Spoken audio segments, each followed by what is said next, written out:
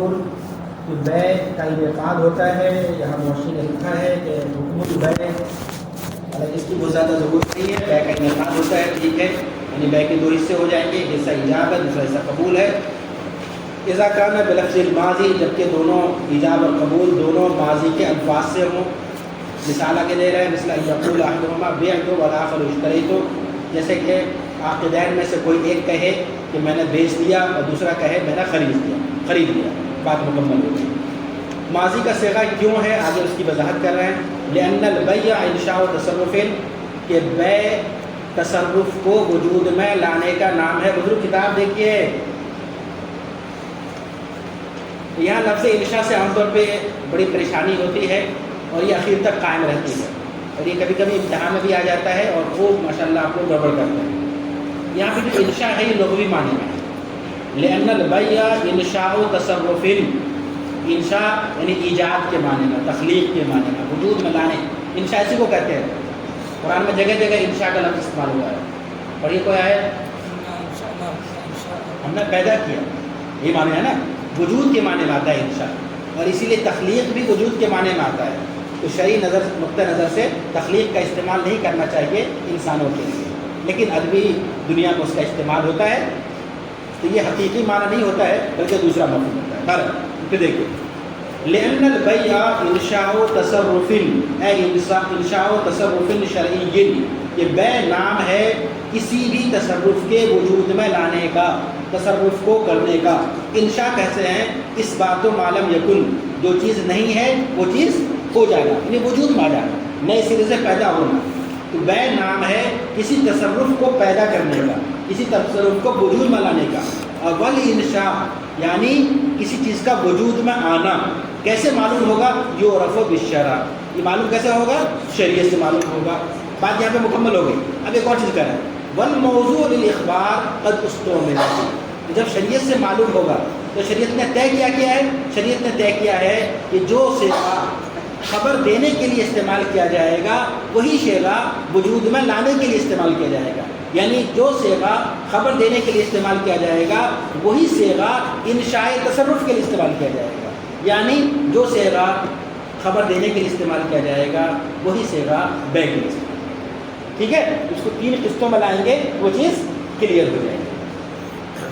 تو کہہ رہے ہیں کہ والموضوع للاخبار قد استعمل فی، کہ جو صیغے اصلاً خبر دینے کے لیے ہیں، یعنی کہ ماضی کا صیغہ قد استعمل فی فی انشاء تصرف، اسی صیغے کو تصرف کو وجود میں لانے کے لیے استعمال کیا گیا ہے. فینعقد بہ، لہذا جب ایسا کریں گے یعنی ماضی کا صیغہ استعمال کریں گے تو بیع کا وجود ہو جائے گا. ولا ينعقد بلفظین احدهما لفظ المستقبل، اور ایسے 2 الفاظ کہ جس میں ایک ماضی کا ہو اور دوسرا مستقبل کا ہو، اور مستقبل سے مراد یہاں پہ امر ہے، تو اس سے بیع کا وجود نہیں ہوگا. البتہ آپ نے کتاب النکاح میں پڑھا ہوگا کہ نکاح اس طرح ہو جاتا ہے. کوئی خاتون کسی مرد سے کہے کہ میرا نکاح کروا دو، زوجنی، اور وہ صاحب کہے تو میں اور کہاں ڈھونڈوں گا، میں خود ہی اپنا نکاح تم سے کرا دیتا ہوں، زوجتک، تو نکاح ہو جاتا ہے. وہاں آپ نے پڑھا ہوگا کہ نکاح میں وکیل اور اصیل دونوں ایک آدمی ہو سکتا ہے، لیکن بیع کے معاملے میں ایک ہی آدمی دونوں طرف کے مالک ہو جائیں، یعنی بائع بھی ایک ہی آدمی ہے اور مشتری بھی ایک ہی آدمی ہے، یہ ممکن نہیں ہے. خود ہی لے خود ہی دے یہ ممکن نہیں ہے، لیکن وہاں پہ ہو جاتا ہے. ٹھیک ہے، یہ دونوں میں فرق ہے اور تفصیل وہاں گزر چکی ہے. اسی کو کہہ رہے ہیں کہ اگر دونوں میں سے ایک صیغہ ماضی کا ہو دوسرا مستقبل کا ہو تو وجود نہیں ہوگا بیع کا، البتہ نکاح کا وجود ہو جائے گا. اور وقت پر الفرق ہونا، اور آپ وہاں جلد ثانی میں فرق پڑھ چکے ہیں اور بھول بھی چکے ہیں. وقوله رضیت بکذا او اعطیت بکذا او خذ بکذا فی معنی قوله بیع واشتری، یہاں سے یہ بتانا چاہ رہے ہیں کہ بیع کے لیے صرف باع اور اشترا خاص نہیں ہے، بلکہ وہ تمام الفاظ جو بیع کے معنی پہ دلالت کرے، تملیک اور تملک پہ دلالت کرے، ان سب سے بیع کا وجود ہو جائے گا. تو کہہ رہے اگر کوئی کہے رضیت بکذا، رضیت بکذا کوئی کب کہے گا؟ جب اگلا کہہ رہا ہے کہ میں یہ کتاب 10 روپے میں لینا چاہتا ہوں، دوسرا کیا کہہ رہا ہے؟ ٹھیک ہے مجھے قبول ہے، مجھے 10 روپے میں قبول ہے. یا کوئی کہہ رہا ہے اتنے میں لے لو، دوسرا کہتا ہے لے لو، خوش ہوں. تو اگر اس طرح کے صیغے استعمال ہوتے ہیں تو اگرچہ یہاں پہ دیکھیے رضیہ کا صیغہ ہے، آتا کا صیغہ ہے، اخذہ کا صیغہ ہے، یہ بار اس طرح نہیں ہے، لیکن سیاق وہی ہے، لے لو، دے دو، پکڑ لو، قبول کر لیا، یہ سیاق کیا ہے؟ اگر اس میں بات چل رہی ہے کسی چیز کو لینے کی، سامنے کوئی سامان ہے تو وہاں کوئی اندھا آدمی نہیں کہے گا کہ نکاح قبول کر رہا ہے۔ رضیت بقضاء کا مطلب نکاح قبول کر رہے ہیں، داخلہ لے رہے ہیں، داخلے کی منظوری ہو رہی ہے، نہیں گیٹ پہ جانے کے لیے کہہ رہے ہیں، نہیں کیا کرنا ہے؟ سامان لینا ہے۔ یہ اصلاً اس سے پہلے کا جو جملہ ہے وہ طے کر دیتا ہے کہ لفظ گرچہ رضیہ ہے، رضیت بقضاء، لیکن مطلب کیا ہے؟ سامان لینا، خریدنا یا بیچنا، یہ مطلب ہے، اس کا مطلب دوسرا نہیں ہے۔ تو اسی لیے یہ تمام اگر اس طرح کا کوئی بھی الفاظ آئے جس میں مفہوم پایا جائے اور ساتھ میں سیاق بھی ہو تو طے ہو جائے گا کہ یہ الفاظ گرچہ باع اور اشترا نہیں ہیں لیکن مطلب باع اور اشترا کا ہی ہے۔ اسی کو کہا ہے کہ کوئی کہے کہ رضیت بقضاء، اتنے میں راضی ہو گیا، اور اعطیت بقضاء، اتنے میں سامان دے دیا، اور خذوا بقضاء، اتنے میں سامان لے لو۔ تو یہ تمام الفاظ گرچہ الگ الگ ہیں لیکن یہ سب کے سب بیعتوں اور اشتریتوں کے مفہوم میں ہیں، اور جب بیعتوں اور اشتریتوں سے بیع کا وجود ہو جاتا ہے تو رضیت بقضاء سے بھی بیع کا وجود ہو جائے گا۔ اب ہو کیوں جائے گا؟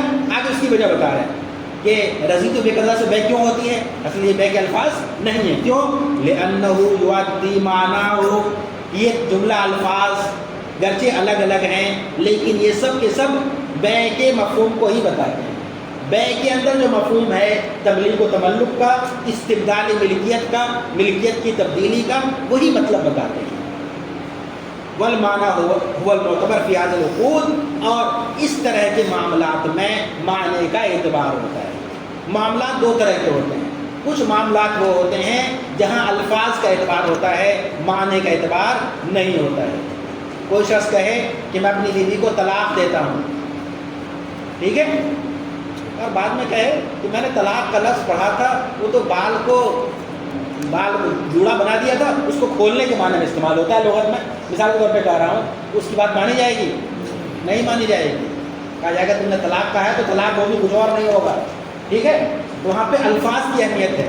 کتاب الطلاق میں الفاظ کو دیکھا جاتا ہے، معنی کو بھی دیکھا جاتا ہے، لیکن والا مطلب ہے آپ نے پڑھا ہوگا کہ صریح اور کنایا، تو بعض الفاظ کنایا ہے اس میں معنی دیکھا جاتا ہے، لیکن جو صریح ہے اس میں معنی دیکھا جاتا ہے، نہیں دیکھا جاتا ہے، لفظ دیکھا جاتا ہے۔ تو بعض معاملات کے بعض ابواب وہ ہیں جس میں الفاظ کا اعتبار ہوتا ہے، بعض الفاظ وہ ہیں جہاں الفاظ کے ساتھ معنی سے بھی کام چل جاتا ہے۔ تو بیوع وہ ابواب ہے جس میں معنی سے بھی کام چل جائے گا۔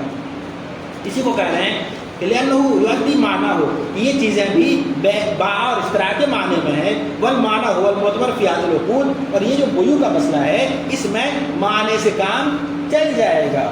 اور یہیں سے ایک بات اور نکلی، یہ ہے کتاب ہدایہ۔ پہلے تو آیا کہ دیکھیں ان الفاظ سے ہوگا، ان الفاظ سے بھی ہو جائے گا، پھر کہہ رہے ہیں کہ کیوں ہوگا، اس میں وہی مفہوم پایا جاتا ہے۔ پھر اور ایک قدم آگے بڑھے کہ جب وہی مفہوم پایا جاتا ہے، یعنی جب بنیاد مفہوم ہے کہ مفہوم کا وجود ہو تو بیع کا وجود ہو جائے گا، تو الفاظ ہی کیا ضروری ہے؟ الفاظ نہ ہو مفہوم ہو تو بھی بیع ہو جائے گی۔ وَلِهَذَا يَنْعَقِدُ بِالطَّاعَةِ، اسی بنیاد پہ، یعنی جب معنی سے کام چل جائے گا، زبان کھولنا ضروری نہیں ہے۔ آپ اتنے بڑے بزرگ بن جائیں کہ آپ خواہش کریں اللہ میں پوری کر دیں، تو بولنے کی کیا ضرورت ہے؟ ٹھیک ہے، پھر اتنا بڑا بزرگ پہلے بننا پڑے گا تب تو ہوگا۔ تو اگر معنی سے کام چل جائے، اسی بنیاد پہ بیع تعاتی، ایک مستقل یہ اصطلاح ہے بیع تعاتی، یعنی ایسی بیع کی وہ قسم جس میں عمل کے ذریعے سے بیع کا وجود ہو، قول نہ ہو، ایجاب و قبول الفاظ سے نہ ہو بلکہ عمل سے ہو، اس کو بیع تعاتی کہتے ہیں۔ تو اسی بنیاد پہ بیع تعاتی کا وجود ہو جائے گا۔ پھر آگے ایک بات اور، اب دیکھیے چوتھی بات ہو گئی ہے، کہہ رہے ہیں البتہ بیع تعاتی میں فقہا کا اختلاف ہے۔ حضرت امام کرخی رحمۃ اللہ علیہ فرماتے ہیں کہ ٹافی خریدنا ہو تو بیع تعاتی ہو جائے گی، سبزی خریدنا ہو تو بیع تعاتی ہو جائے گی، اور اگر بڑی چیز خریدنا ہو تو بیع تعاتی نہیں ہوگی۔ لیکن امام کرخی کے علاوہ دیگر فقہا کہتے ہیں کہ جب بنیاد معنی ہے اور معنی کا وجود ہو رہا ہے تو چاہے وہ سبزی ہو، چاہے گوشت ہو، چاہے کچھ اور، اگر آپ نے بنیاد کو مان لیا اس کے نتیجے کو تو ماننا ہوگا۔ تو جمہور فقہا کی رائے یہی ہے کہ ہر طرح کی بیع تعاتی سے ہو سکتی ہے۔ اب ہر طرح کی بے، تو پرانی تعبیر میں یہ تعبیر استعمال ہوتی تھی کہ نفیس اور خسیس. خسیس کہتے ہیں چھوٹی موٹی چیز، ہلکی پھلکی چیز. اس کا حاشیے میں لکھا ہو سبزی اور اس طرح کی چیزیں، یہ خسیس مال ہے. مزید فقہاء نے صراحت کی کہ وہ کہ جس پہ چوری کا الزام لگنے کے بعد حد سرقہ لازم ہوتا ہے 4 درہم یا کچھ، تو اس سے کم ہے تو خسیس ہے، اور اس سے زیادہ ہے تو نفیس ہے. اصلاً یہ الفاظ کوئی متعین معنی نہیں بتاتے ہیں، بلکہ ہر زمانے کے عرف کو بتاتے ہیں. آج چائے 10 روپے ہے، آج سے 5 سال پہلے 10 روپے میں بہت سی چیزیں ملتی تھی. ہم لوگوں نے اپنے بچپن میں 2 روپے کا ناشتہ کیا اسی ندوے میں. آج کتنے کا ناشتہ ہوتا ہے؟ اس سے 2 روپے کا ہوتا تھا. تو کیا 2 روپیہ کم ہے یا 10 روپیہ بہت زیادہ ہے؟ یہ صرف عرف، زمانہ، حالات. یہ کون سی چیز بڑی ہوگی، کون سی چیز چھوٹی ہوگی، یہ دراصل ایک تناسب، نسبت کو بتاتا ہے. اور نسبت ہر زمانے کے اعتبار سے الگ الگ ہوتا ہے. ایک بچہ ہے ان کے لیے 10 روپیہ بہت خوش ہو جاتا ہے کہ 10 روپے ملے، اور اگر آپ کو 10 روپے ملے تو کہیں گے ٹرافی بھی نہیں ہوگی. تو یہ فرق ہوتا ہے الگ الگ اعتبار سے. تمہارا نفیس اور خسیس، جو بڑی چیزیں ہیں وہ نفیس ہیں، چھوٹی چیزیں ہیں وہ خسیس ہیں. تو بے تعاطی کا وجود ہو جاتا ہے نفیس میں بھی اور خسیس میں بھی، مہنگی چیزوں میں بھی اور سستی چیزوں میں بھی، بڑی چیزوں میں بھی اور چھوٹی چیزوں میں بھی. وہ صحیح، اور یہی صحیح قول ہے، یہی صحیح کہہ کے کہہ دیا. اس کے علاوہ دوسرے اقوال بھی ہیں، اسی لیے کہا ہے کہ یہ صحیح ہے، یعنی دوسرے اقوال بھی ہیں جو صحیح نہیں ہے. اور دوسرے اقوال میں نمایاں قول امام قرطبی کا ہے. اور کہہ رہے ہیں یہ سب ہو کیوں رہا ہے؟ لتحقق المرازات، مفعلہ کے وزن پہ، کہ بیع میں جو وجود ہے مبادلۃ المال بالمال بالتراضی، کہ مال کا تبادلہ مال سے ہو. میں نے مثال دی تھی آپ کو، دکان پہ کوئی سامان بک رہا، آپ لوٹ لیا، آپ نے سامان لیا، ملکیت ہوئی، لیکن بیع کا وجود نہیں ہوا. کیوں؟ ترازی نہیں ہے، دکاندار دینا نہیں چاہ رہا تھا، آپ نے لوٹا ہے گن پوائنٹ پہ. تو ترازی ضروری ہے. یہاں پہ کیا ہو رہا ہے؟ جب بیع تعاطی ہوگی، جب بھی بیع تعاطی ہوگی تو ترازی ہوگی. کوئی بھی اگر اپنے سامنے سامان لے کے بیٹھا ہے اور وہاں تختی لگایا ہے کہ 20 روپے کا یہ سامان ہے، اس کا مطلب کیا ہے؟ جو 20 روپیہ میں بیچنے کے لیے تیار ہے، کوئی شبہ نہیں ہے اس کو. ٹھیک ہے؟ اور جب آپ 20 روپیہ دے رہے ہیں تو رضامندی ہے یا نہیں ہے؟ مرازات ہے یا نہیں ہے؟ اور جب مرازات ہے تو بیع کا وجود ہوگا یا نہیں ہوگا؟ کیونکہ بیع کے لیے کیا ہے؟ ارکان پائے جا رہے ہیں. چاہے فقہ حنفی کی لحاظ سے دیکھیں، ایجاب و قبول عملی طور پہ پایا جا رہا ہے بیع تعاطی کی شکل میں. رضامندی دیکھیں تو رضامندی پائی جا رہی ہے. اور اگر دیگر فقہاء کے لحاظ سے دیکھیں تو وہاں بھی ارکان پائے جا رہے ہیں. بائع اور مشتری موجود ہے، مبیع ثمن موجود ہے، اور صیغہ کے لیے عمل موجود ہے. تو جب بیع کے ارکان پائے جا رہے ہیں، آپسی رضامندی پائی جا رہی ہے، تو بیع کا وجود ہوگا یا نہیں ہوگا؟ ہو جائے گا. لہٰذا بیع کا وجود ہو جائے گا. تو آئندہ بزرگ یہاں سے لے کے یہاں تک 5 باتیں کہی گئی ہیں. آپ لوگ ہمیں ان 5 باتوں کا خلاصہ بتا دیں گے، ٹھیک ہے؟ تاکہ آگے کی پڑھائی ہوگی. خلاصہ بتائیں گے تو ہمیں سمجھ میں آئے گا کہ آپ کس حد تک سمجھ رہے ہیں، کتنا سمجھ رہے ہیں، اور ہمیں کس طریقے سے پڑھانا ہے. بزرگ ذرا محنت چاہیے ہدایہ شریف کے لیے. دیگر کتابوں کو وقت دینے کے ساتھ ساتھ اس کو بھی وقت دینا ہے، محنت کرنا. ٹھیک ہے؟